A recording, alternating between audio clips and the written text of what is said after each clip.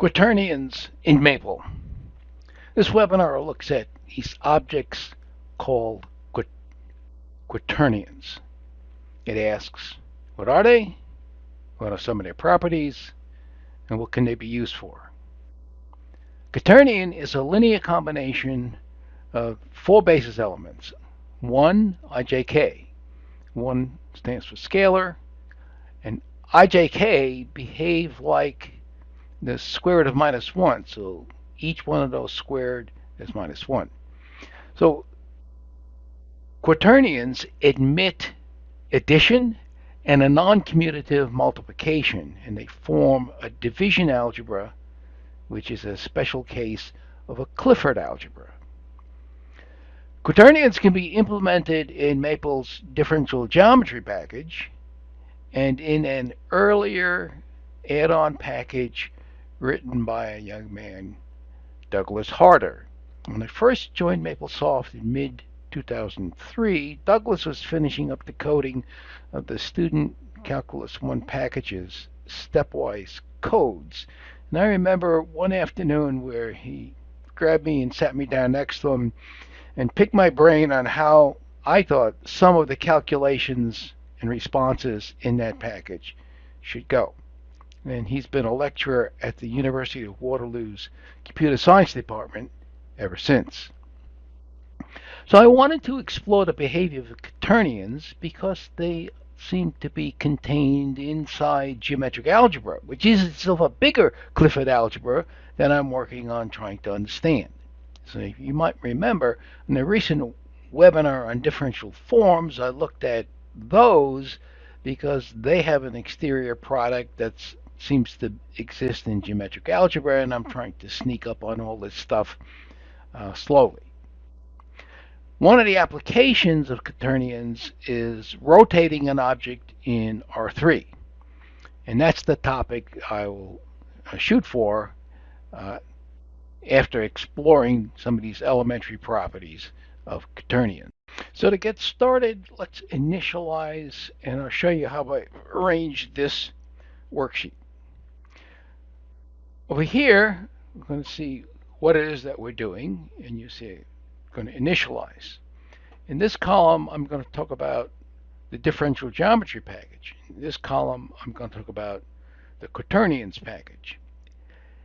And look at this warning. These two packages are not compatible. You've got to go down one column completely. Now I'm going to go back and forth because I have executed this first column. Then I come back in here. Notice there's a restart. So this column can then be executed. But you can't go back and forth. I can go back and forth because everything's static here because I'm just talking my way through this.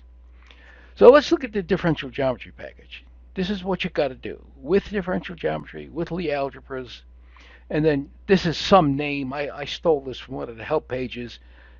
Algebra, library, data. That's what I think this thing says. Algebra, data, whatever. And you got to say quaternions and you letter H, although that letter could be anything.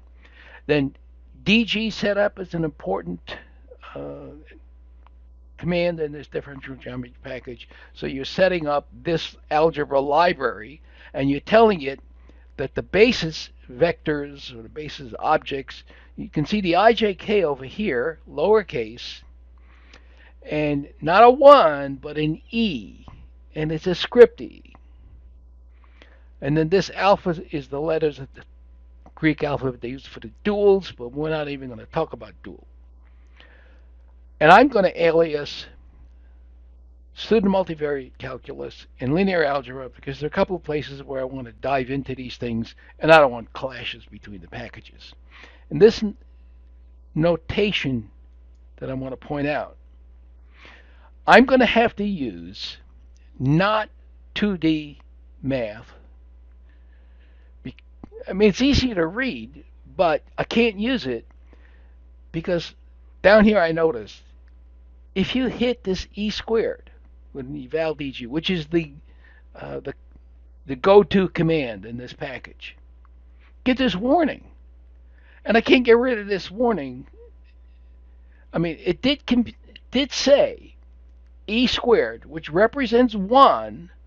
E squared is 1. It did say that, but I just said this package was written in a way that uh, was to be implemented in 1D math. So trying to get nicer notation using 2D math just doesn't work. Then when I come over here and I say restart with Quaternions, I showed what all of this stuff in the packages, whole bunch of stuff, and you'll notice that you can compute Quaternions of the elementary functions, and there's all of this stuff is now been converted to work inside this Quaternions package. A lot of overloading, star, plus, minus, divide, imaginary part, real part, exponentiation, a lot of overloading. And I don't understand this warning.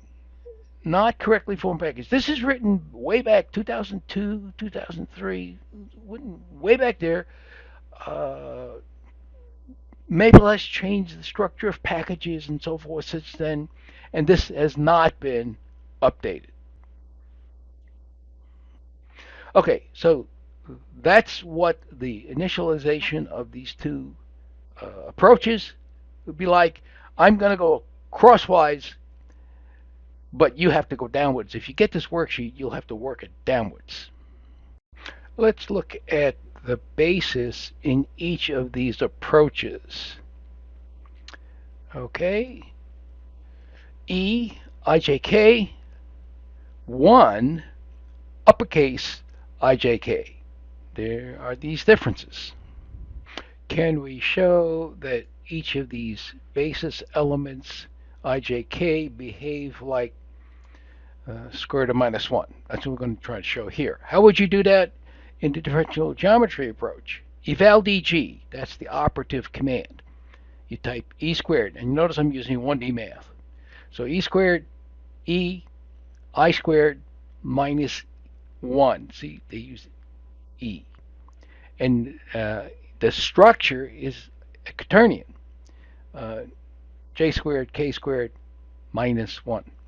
In Doug Harder's package, IJK, put a square on it. You can use 2D math, minus 1. How do you form a Quaternion in each of these two systems? So let's take a look at that. Eval DG, operative command in differential geometry package. And you have to type out the multiplications 2 times E, 3 times I, 4 times J, 5 times K. That creates an object recognizable to the system as a Quaternion. Over here in Doug Harder's package, you use the command Quaternion, and you only need to put in the coefficients. You don't need to put all the multiplications or the basis elements. It then creates the object and displays it with the pluses and the IJKs. So it's much more convenient to create the Quaternion in Doug Harder's system. There are these cyclic products amongst the basis elements, which is what I want to show next.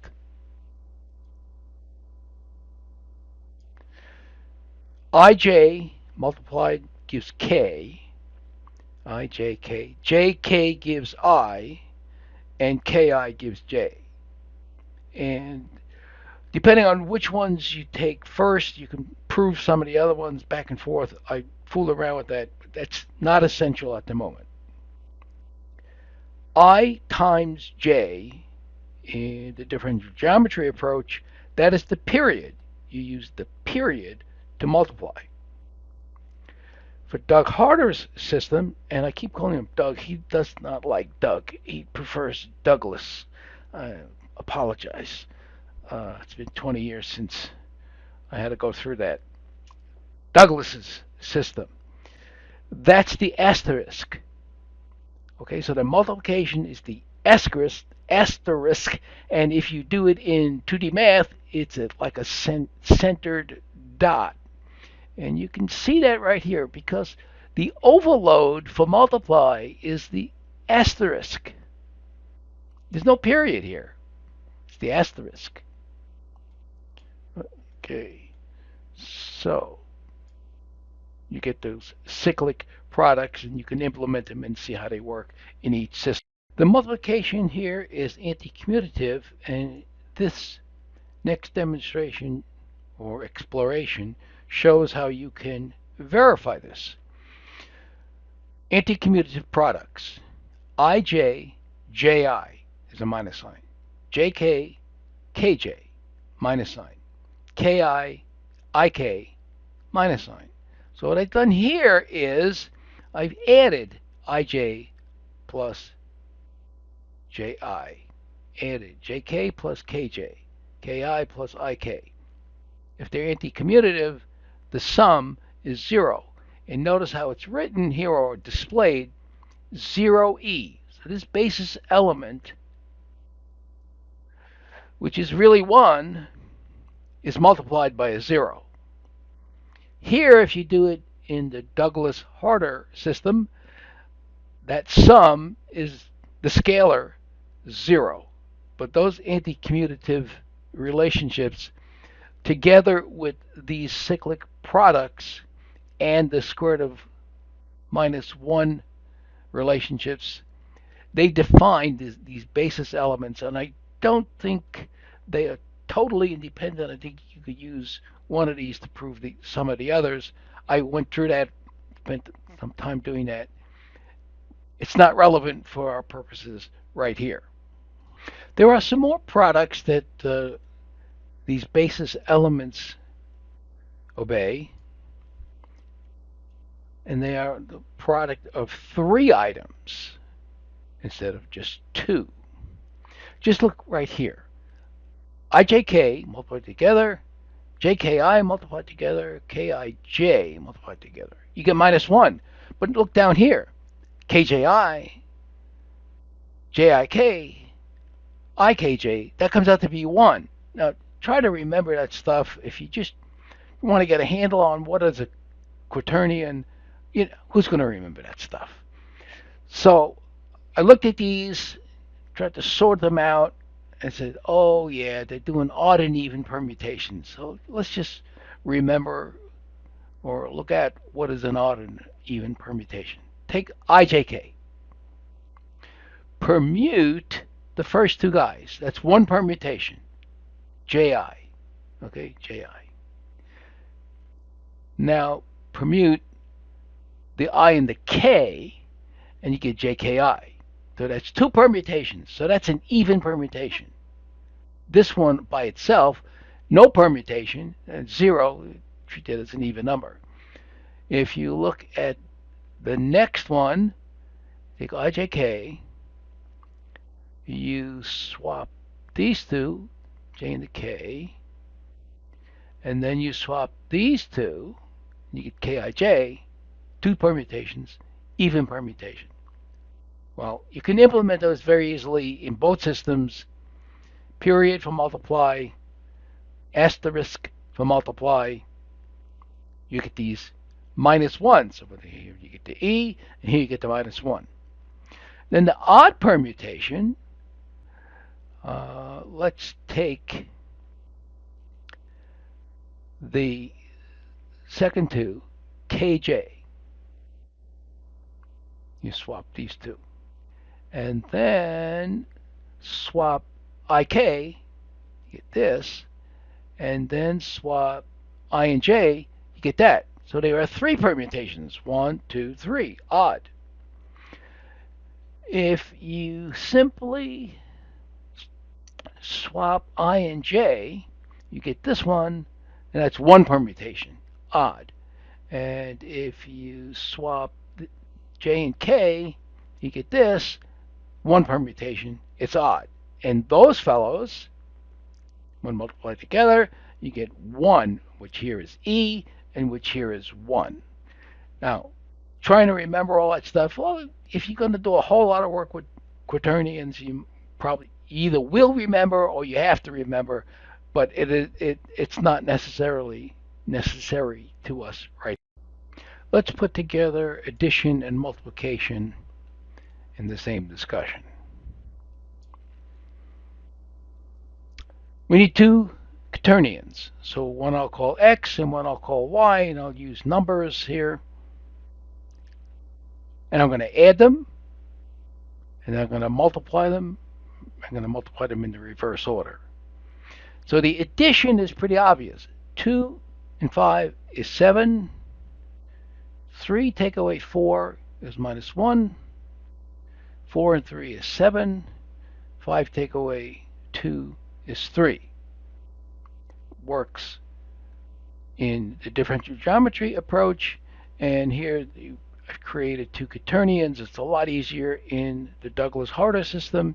You add them, you get this return, or this display. Let's multiply them. X times y. We get this.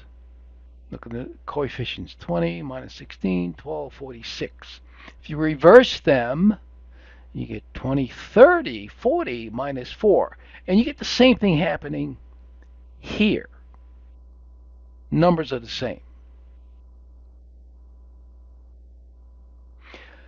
However, in this quaternions package, if you compute something like sine of a quaternion, or quaternion,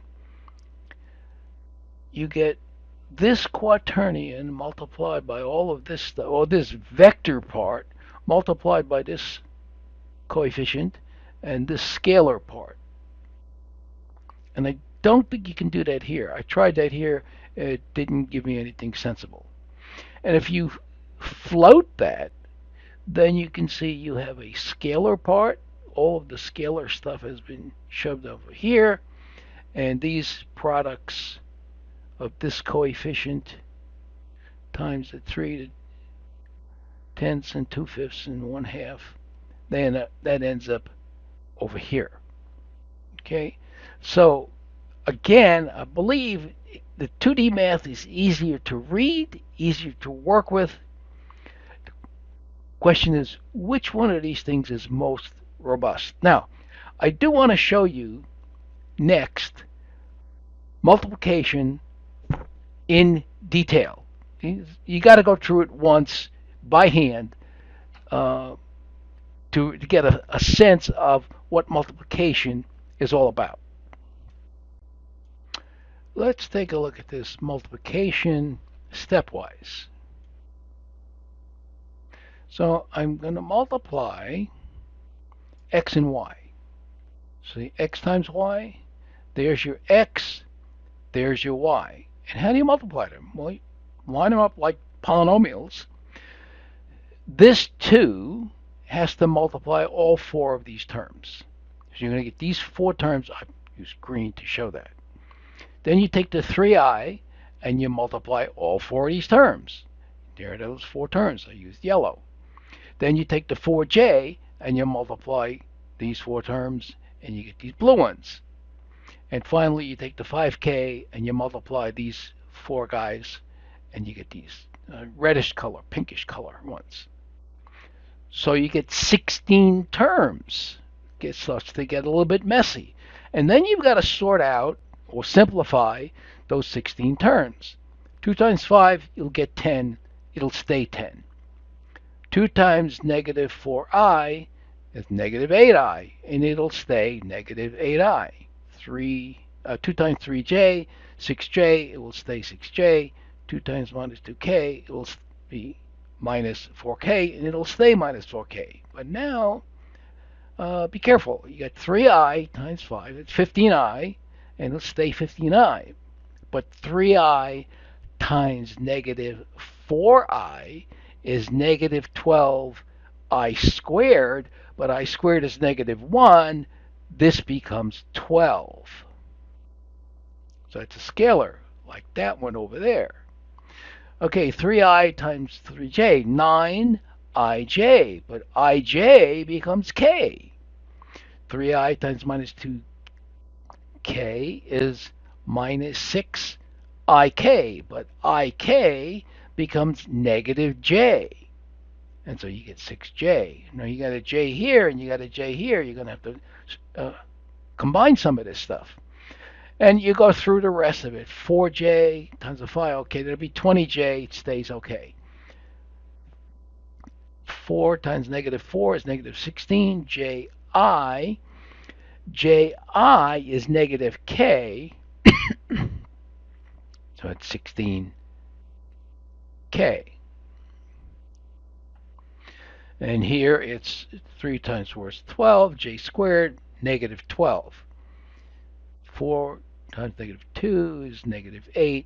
Jk is I. 25k stays 25k. 5 times negative 4, negative 20. Ki, but ki is j. 15 kj, but kj is negative I. Minus 10 k squared, that's a minus 1, so it's 10. So if you're going to do a bunch of these by hand, you're going to have a chart with all of this products and so forth. Or you reach for a computer system that has it built in and it does it. Then you got to collect terms. So you look for the scalars. Here are the scalars, a 10 and a 10. These two cancel, you get 20. You get a negative 8, you get negative 16 because 15 minus 15, 0. 6 and 6 is 12. These two cancel, they get to 0. Negative 4. Oh, you got a bunch of k's. You got to pay attention to how many k's you got. Okay, you got 25, 34, 50, take away 4, 46. So, doing this stuff by hand would be a nightmare. An utter nightmare. That's why you either going to use one of these two systems. If you're exploring this stuff in Maple, you need some kind of a tool. Otherwise, you're going to tear your hair out trying to go crazy trying to experiment with this stuff. Now, you will see in some presentations this way of representing a product of two quaternions. This represents the quaternion. This is the scalar part, and this is a vector as one would think of a vector in vector calculus. Here is the same structure for a second quaternion.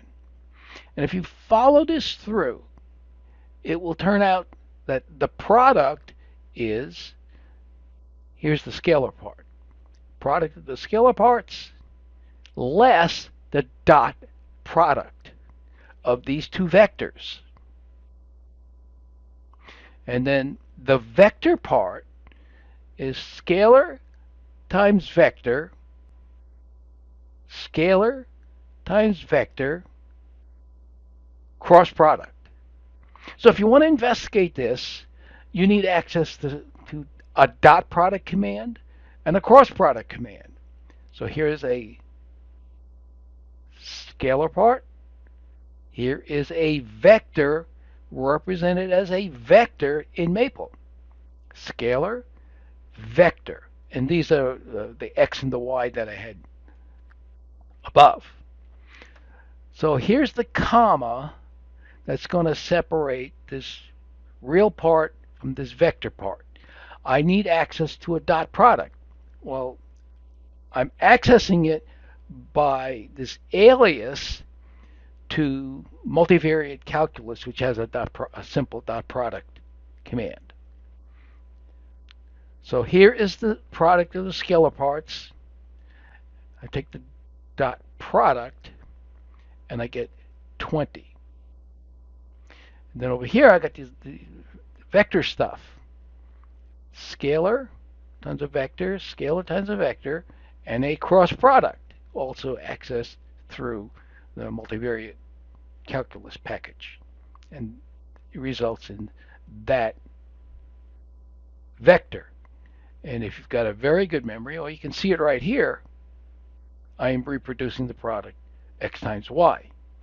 So now I come over here and I say, okay, can I do that same thing in the Quaternions package? Well, I can certainly add two numbers and sum these two numbers because I'm going to have to sum two scalars to get this part here. But then I'm going to have to sum vectors. There's actually three vectors here I've got to add. And what I discovered was because this package has been loaded and addition has been overloaded, see, addition has been overloaded to deal with the addition of these quaternions. So the addition of two vectors fails. So it would appear that while this Quaternions package is easier to implement, less typing, it's easier to read, it's not as robust as working here in differential geometry, where you would have access to other Maple commands that have not been overloaded. Insofar as quaternions are a generalization of the complex numbers, the idea of a conjugate should not be surprising. So here is the conjugate of the quaternion Q. And the notation that I've seen most often is Q star. This is the definition of that conjugate. Minus 1/2 Q plus, look at these products, IQI, JQJ, KQK. And the conjugate of the conjugate is back to Q. If you look at an implementation of this product, or this collection of products here, which is what I've got here. There's your minus sign, there's your divide by 2, there is your quaternion, I use X, the X that we had defined up above, JXJ, KXK. This is what you get. But notice there is a command, differential geometry conjugate. You get, first you get X. I reproduced the X so you could make the comparison. The conjugate from this command here, notice all it did was change the signs on the I, J, and the K. And here we have the conjugate of the conjugate, and you're back to X. Can you do that over here in the quaternions package? Well, here's X. So you see that first. There is a conjugate that's been overloaded, applies to these quaternions, and you see it's the I, J, and K that have the sign changed. If you do the definition, minus 1/2 X plus IXI, JXJ, KXK, you get the conjugate, and the conjugate of the conjugate. Now, in 2D math, the overbar is a substitute for the conjugate, and there you have two overbars, so it's the conjugate of the conjugate, and you're back to X. So again, here, it's easier to implement, and it's easier to read, in my opinion, the 2D math rather than this differential geometry stuff, which is more or less restricted to being implemented in 1D math. Now, when you're dealing with complex numbers, Z bar, complex number, Z bar, Z conjugate, that product is the norm squared. And there is an equivalent here for these quaternions. Okay? So here is the conjugate. Here is the quaternion, and it could be in either order, z, z bar, z, and it's the norm squared. What does that look like in these two systems? Here is an x, we defined it above, and here is its conjugate. There is this operator, ampersand ALG MULT, that enables the product x times the conjugate. And you see the result, it's 54e. It's a scalar, and it's 54, and the e is 1. That's an awkward way to do a multiplication, and it's hard to read.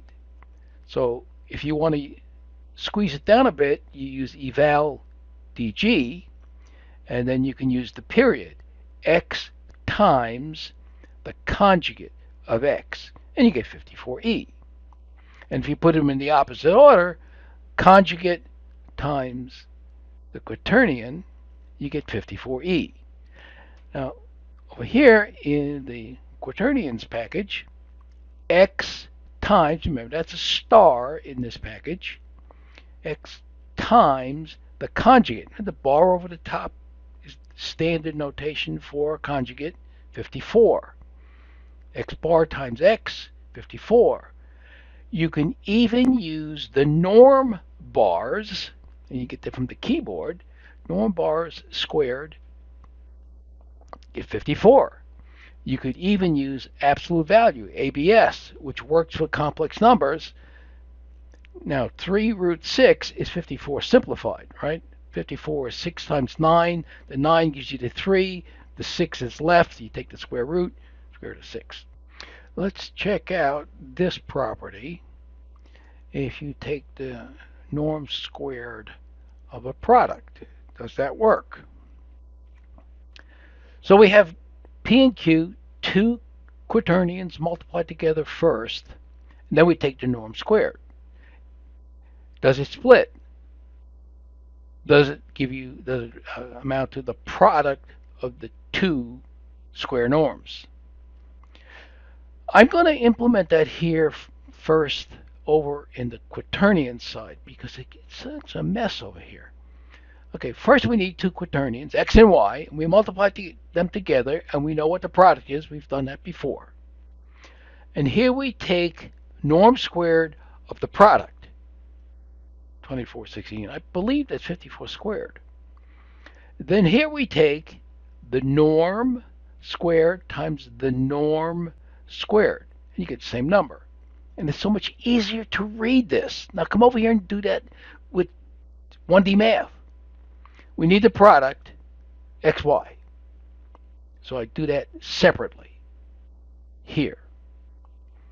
Now, I have that times its conjugate. It's the only way to get the norm squared here. The product times the conjugate of the product. Okay, get the right number with the e on it. Now you want to do them separately. So you have to do x times its conjugate. And then you got to multiply that by y times its conjugate. And the simplest way to do that multiplication is to put this ampersand alch mult in between, and you get the right answer. Now,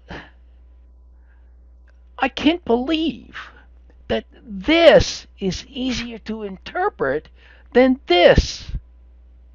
But that's my own personal preference. There are many, many users who swear by 1D math input, and I'm not going to get into a religious war over that issue.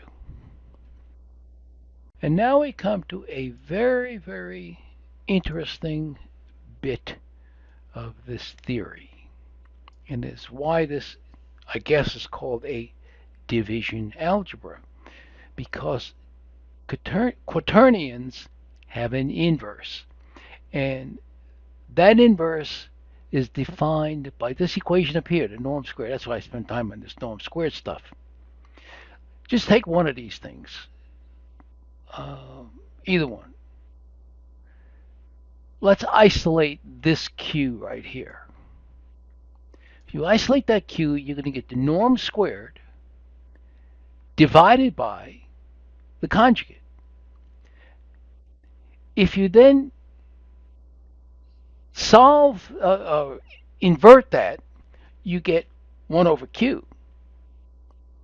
And that's your inverse.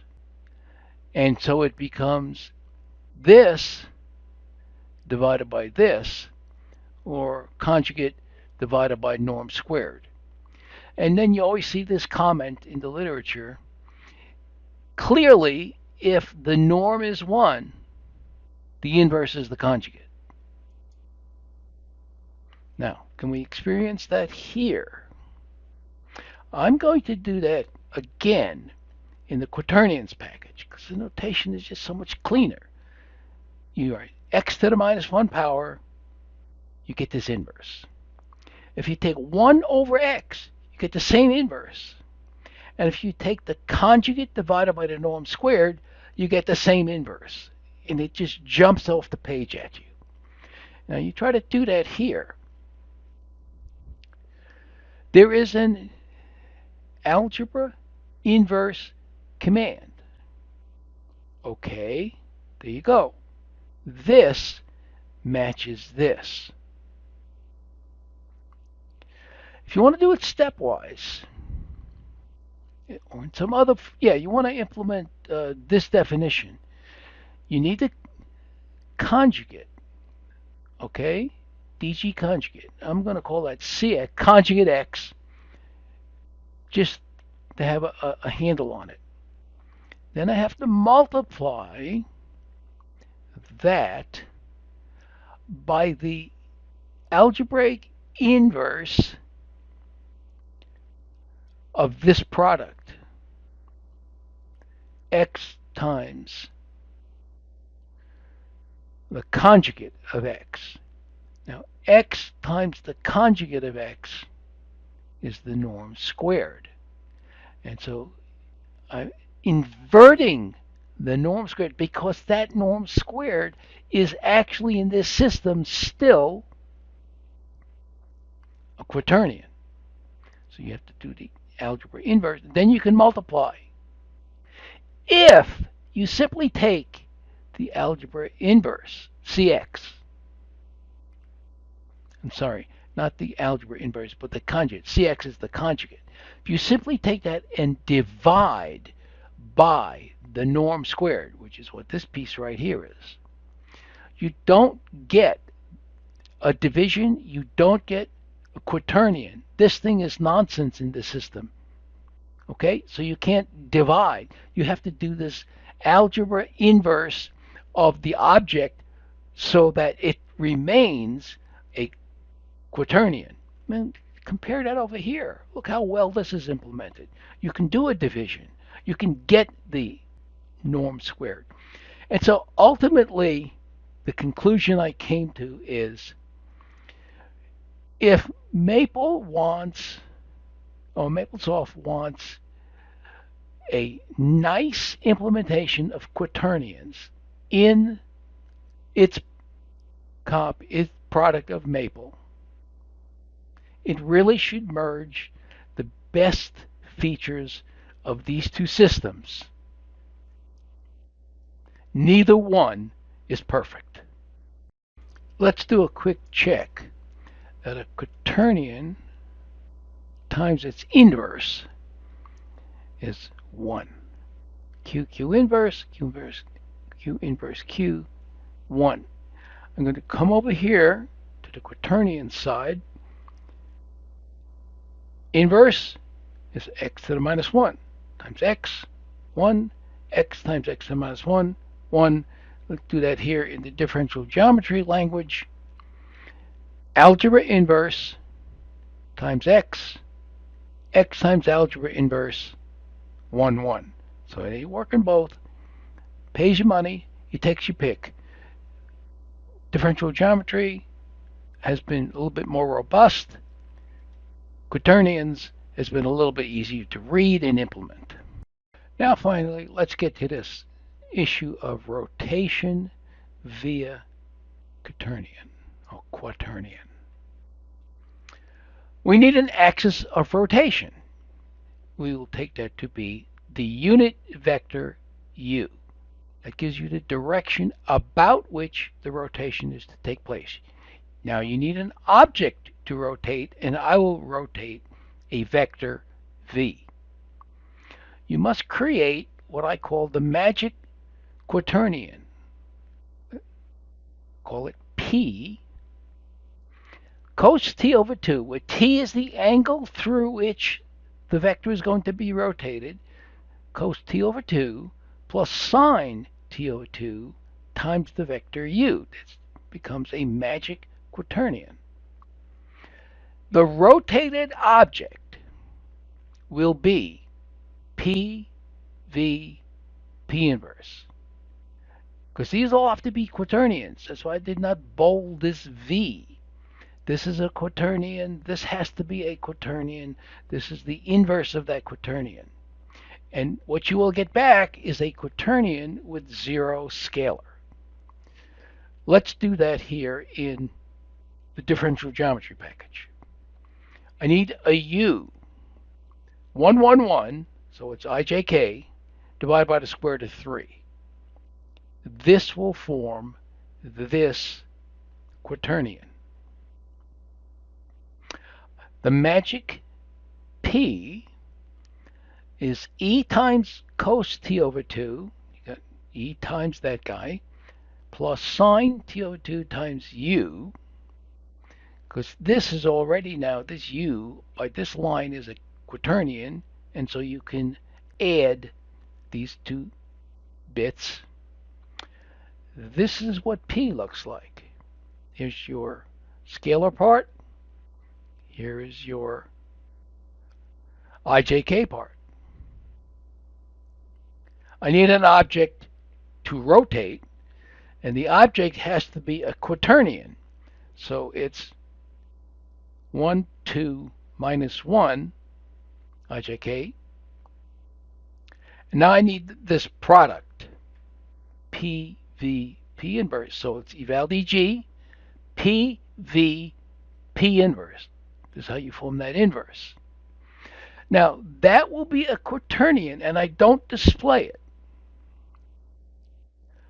What I want to do is pick that apart and display its three components of the ij and k. Well, it's only got three components. This component will, the scalar component will be 0.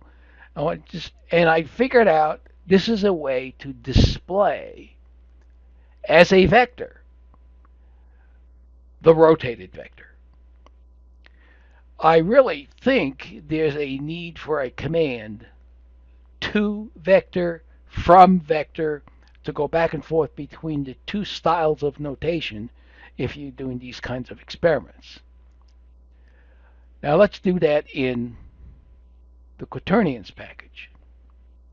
We can define P to be this scalar plus this scalar times this Quaternion. And you notice this is what it looks like. This product does not appear to have been carried out. We can define V as a Quaternion. It comes out right, I2j minus k. When we define T as this PVP inverse, we get this stuff not multiplied out divided by this stuff. It doesn't look right. And I poked around and I poked around and I tried stuff and I finally tried something like this. Can you do Quaternion cos, sine, sine, sine? And you can't. It turns out that there is a restriction here that you can only form Quaternions of numbers. You can't do it with names and symbols. So you're dead in the water. You cannot do rotations the way you do it here. So again, this question of robustness, this is more robust. This stuff's easier to to read and write. How does this package deal with the failure of this recipe to do a rotation? Well, it has a special package or subpackage, capital plots. And there are three commands, and you can see this one here. Rotate a 3D plot. So a special stuff had to be created to do rotations in this package because this recipe can't be implemented. Now I'd like to take a look at rotations in Maple without any reference to quaternions. I know I've done this in the past, and I used rotation matrix. It's a command in the linear algebra package.